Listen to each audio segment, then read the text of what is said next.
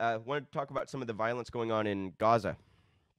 Obviously, a whole bunch of Palestinians killed here in recent days. I'm going to start here with a tweet from Assal Rad pointing out the media differences.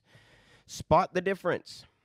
First one is Reuters talking about Israel-Palestine. Palestinian militants fire rockets at Israel after Gaza airstrikes. Okay, just note that framing. And the next framing.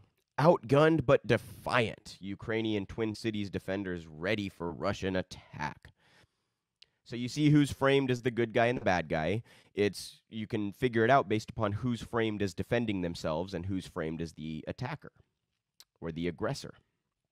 Obviously, Israel constantly framed as this innocent victim simply trying to defend themselves. And Palestine constantly framed, even while they're under attack, while they're dealing with an ethnic cleansing campaign, while they're being oppressed, framed as the attackers. We also have an Al Jazeera article. I just wanted to show you guys this. The names and faces of the 15 children killed in Gaza. 3 days of Israeli bombardment in Gaza killed at least 44 Palestinians, including 15 children. That's their faces.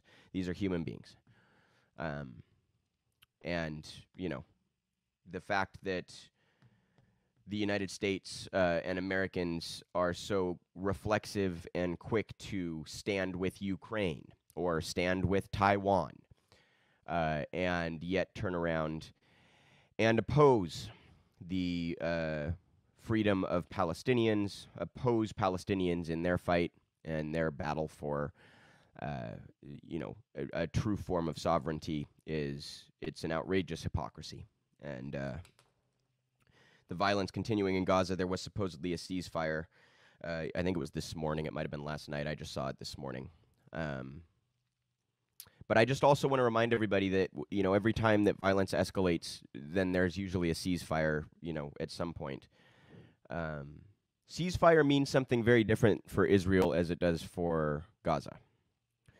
For Israel, a ceasefire means all of the issues that are created for civilians from violence are gone. They don't have anything to worry about. They're protected by the Iron Dome, a seasonal state of being oppressed and having an ethnic cleansing campaign launched against you and having illegal settlements come in and take your house and your land.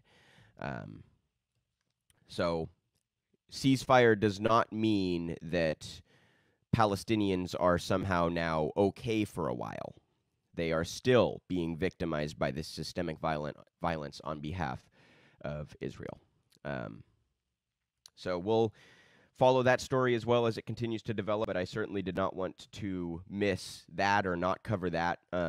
44 Palestinians killed, you guys, 15 of them children, by this barbaric regime in Israel, continuing its attempted genocide.